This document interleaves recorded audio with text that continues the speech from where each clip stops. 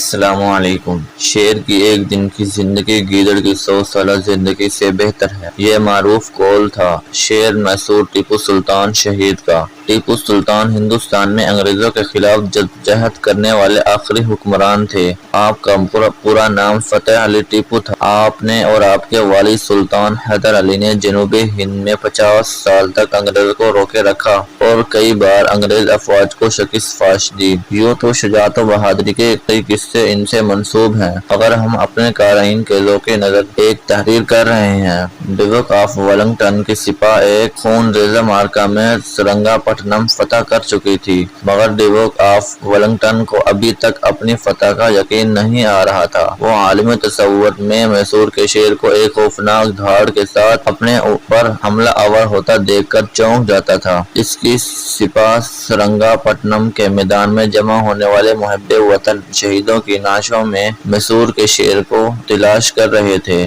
رات کی سیاہی اور گہری ہوتی جا رہی تھی۔ لگتا تھا آسمان نے بھی ٹیپو سلطان کی شکست پر، جو اس کے اپنے بے ضمیر درباریوں اور لالچی وزیروں کی وجہ سے ہوئی، اپنا چہرہ شب کی تاریکی میں چھپا لیا تھا۔ اتنے میں چند سپاہی ولنگٹن کے خیمے میں آئے۔ ان کے چہرے خوشی سے دمک رہے تھے۔ انہوں نے اسے ٹیپو سلطان کی شہادت اور اس کی نعش برآمد ہونے کی اطلاع دی۔ یہ نعش سلطان کے وفاداروں کے ڈھیر کے نیچے دبی ملی۔ جنرل ولنگٹن خوشی سے حواس باختہ ہو کر سلطان کی نعش کے پاس پہنچا تو وہ نعش وفاداروں کی جھمگھٹ میں ایسی پڑی تھی جیسے بجھی ہوئی شمع اپنے گرد جل کر مرنے والے پروانوں کے ہجوم میں ہو۔ جنرل نے سلطان کے ہاتھ میں دبی اس کی تلوار سے اسے پہچان کر اس کی شناخت کی۔ یہ تلوار آخری وقت تک سلطان ٹیپو کے فولادی پنجے سے چھڑائی نہ جا سکی۔ اس موقع پر جنرل نے ایک بہادر سپاہی کی طرح شیر میسور کو سیلوٹ کیا اور تاریخی جملہ کہا کہ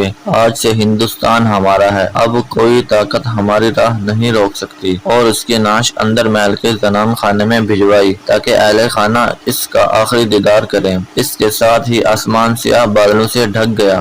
جب سلطان کی قبر کھودی جانے لگی تو آسمان کا سینہ بھی شق ہو گیا اور چاروں طرف غیظ و غضب کے آثار نمودار ہوئے۔ بجلی کے کوندے لپک لپک کر آسمان کے غضب کا اظہار کر رہے تھے۔ اس وقت غلام علی لنگڑا، میر صادق اور دیوان پورنیہ جیسے غداران وطن خوف اور دہشت دل میں چھپائے سلطان کی موت کی خوشی میں انگریز افسروں کے ساتھ فتح کے جام لنڈھا رہے تھے، اور ان کے چہروں پر غداری کی سیاہی پھٹکار بن کر برس رہی تھی۔ جو ہی قبر مکمل ہوئی، لہد بن گئی تو آسمان پھٹ پڑا اور سلطان میسور کی شہادت کے غم میں برسات کی شکل میں آنسوؤں کا سمندر بہہ پڑا۔ قبر پر شامیانہ تانا گیا۔ محل سے لے کر قبر تک جنرل ولنگٹن کے حکم پر سلطان میسور کا جنازہ پورے فوجی اعزاز کے ساتھ لایا گیا۔